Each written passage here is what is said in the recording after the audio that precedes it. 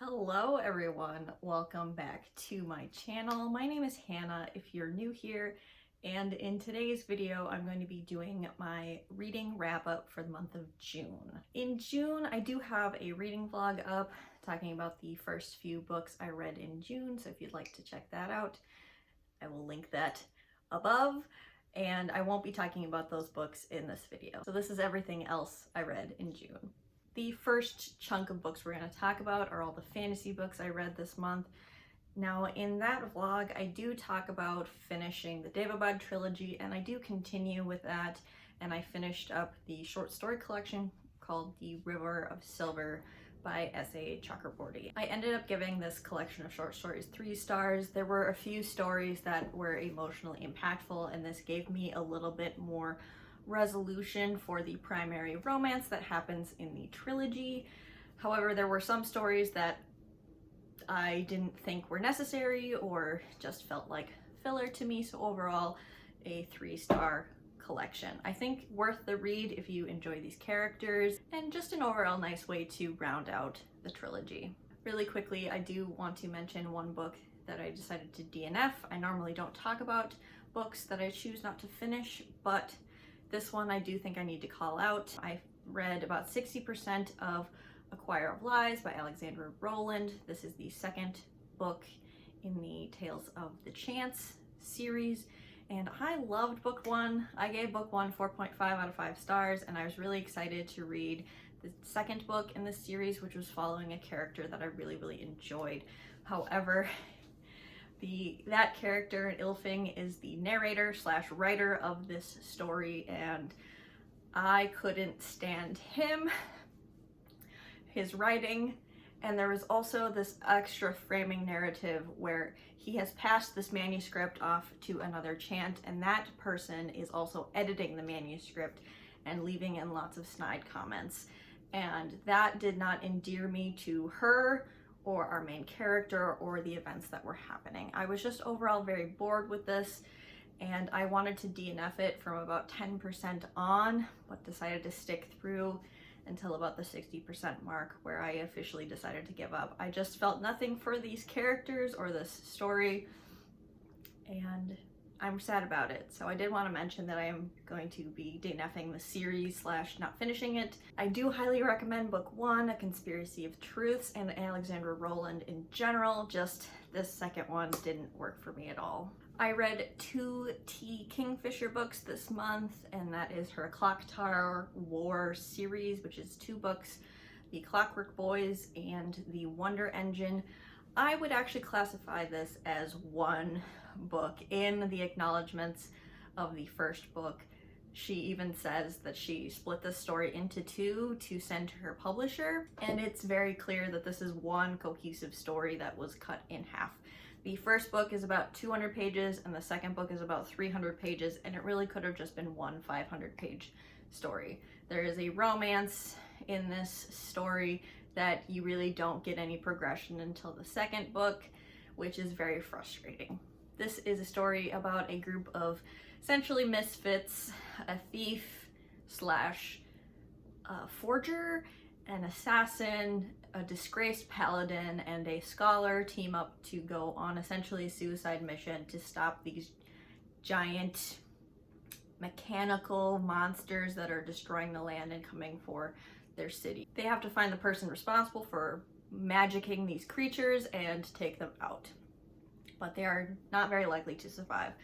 The first book I gave 4.25, and the second book I gave 4 stars. I really enjoy T. Kingfisher's fantasies, and especially the fantasies with the romance bent to it, which is what this is. And I think this is a really great series. This is in the same world as Swordheart and the Paladin's Grace series, the Saints of Steel, so I really enjoyed being in this world again. So overall, a really good series for me. Next, I have to talk to you about all the books in the Valdemar world I read by Mercedes Lackey. In previous months, I have read The Heralds of Valdemar, which is the first trilogy in this world that Mercedes Lackey wrote, and I've decided to binge read this connected series. It's like 40 books. I decided to continue reading this world, and I'm kind of moving backward and forward in time. So the Arrows of the Queen, those books are kind of in the middle of the timeline, and so I'm kind of reading back towards Talia's story and then forward as well. I will have like a link in the description below of the chronological order of the books, and so you can kind of visually see what I'm talking about because it's a little confusing. The first duology I read in this world takes place about 20 to 30 years before Talia's story, following Ulbrich, who in Talia's books is the weapons master. Ulbrich's books are Exile's Honor and Exile's Valor. Exile's Honor follows Ulbrich, who is actually a member of the enemy military. He is a high-ranking officer in the Owlsight military, and he is suspected of heresy and treason and sentenced to death, and a companion horse rescues him and whisks him away to Valdemar. Now, this first book, he is heavily conflicted between his loyalties to his home country and his duties as a herald, and we really feel that emotional struggle for Ulbrich.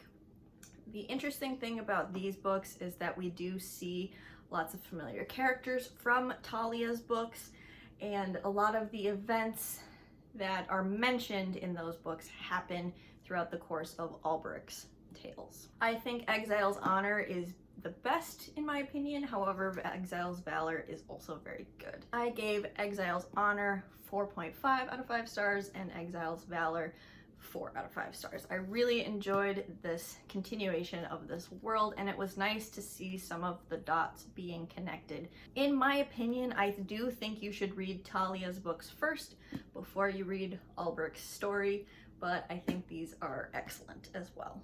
After Ulbrich's stories comes Take a Thief by Mercedes Lackey. This is the story of Skiff, who Skiff is 1 year older than Talia. He is also a herald, and he, in Talia's books, was a thief before his time as a herald, and so this is his story exploring his childhood, becoming a thief, what happened to him, and how he became a herald.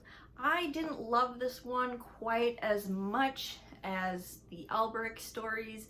However, I think this was a solid installment into the overall Valdemar world, and we really get to see a different side of Valdemar, because for the most of the book, Skiff is still a thief and he's trying to survive in the capital city with no money to his name and no resources. In my opinion, Take a Thief doesn't have as many larger implications. This is a very granular story versus Ulbrich, which is both Ulbrich's story, but we get to see a lot of political machinations outside of Ulbrich's story, whereas Skiff's tale is really about him as a character growing up, becoming a thief, without the larger connotations of the Valdemar politics, if that makes sense. So I ended up giving this one a 3.5 out of 5 stars. I still really enjoyed my time reading it, just not as much as the previous 2 books. The last Valdemar book I read this month, I read 5 technically, is By the Sword by Mercedes Lackey. Obviously, this is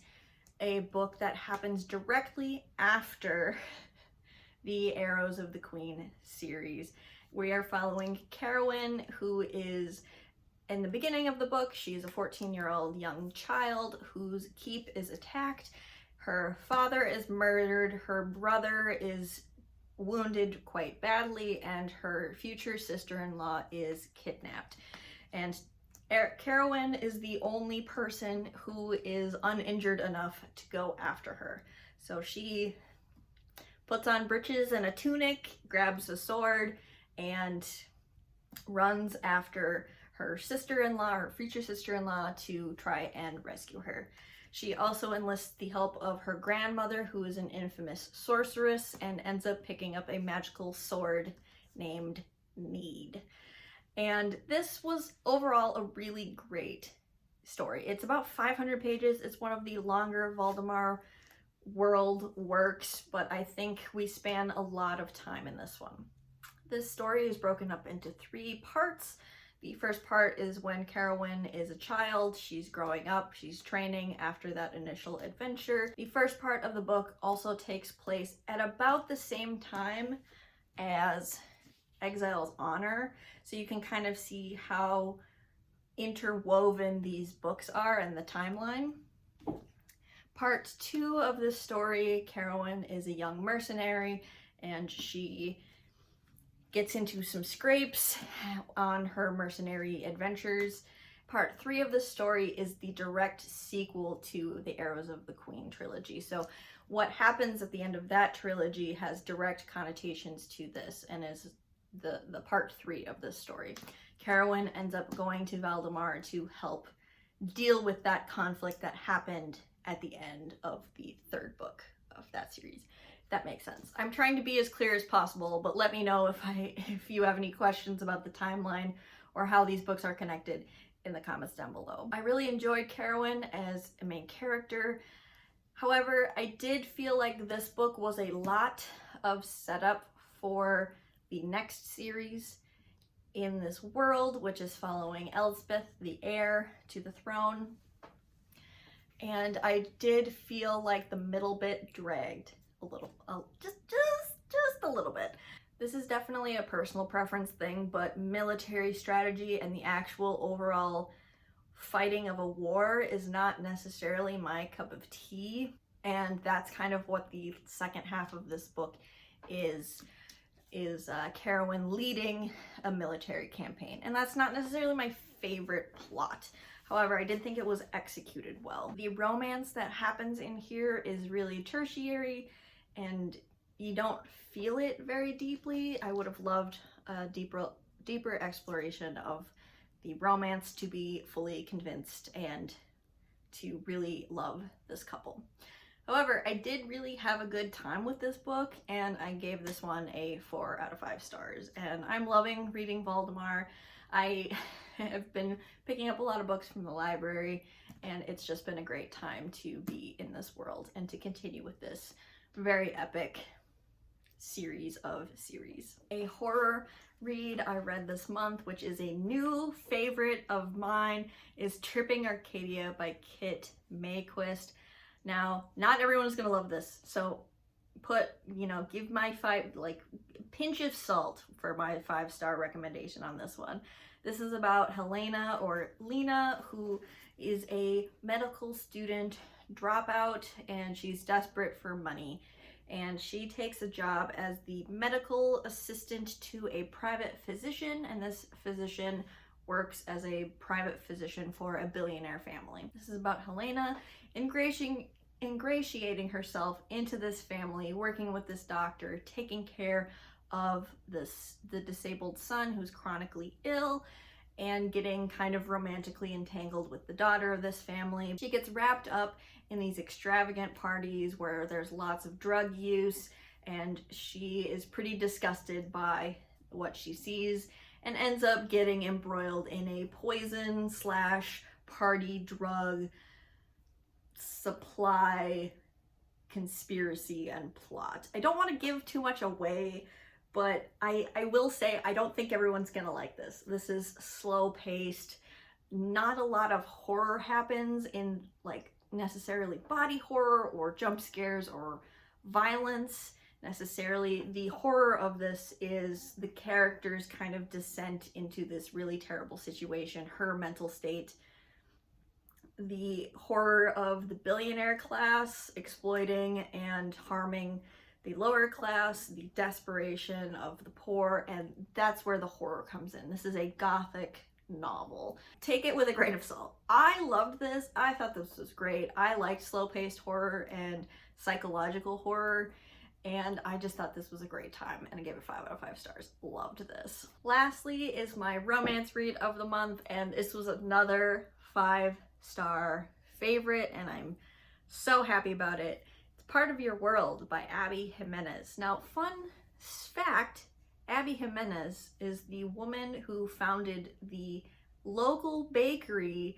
Nadia's Cakes in Minnesota. Nadia's Cakes is a cupcake bakery that specializes in cupcakes, but they also do wedding cakes and stuff like that. They are some of the best cupcakes I've ever had, and so it was so fun to see all of the Minnesota references, all of the bakery references, and it was nice to read a book by a Minnesota local. This is about our main character Alex, who is a doctor, and she is traveling on her way home from a funeral in Iowa, and she swerves and ends up in a ditch trying to avoid hitting a raccoon. And our other main character, Daniel, bails her out, and they end up having a wonderful one-night stand together.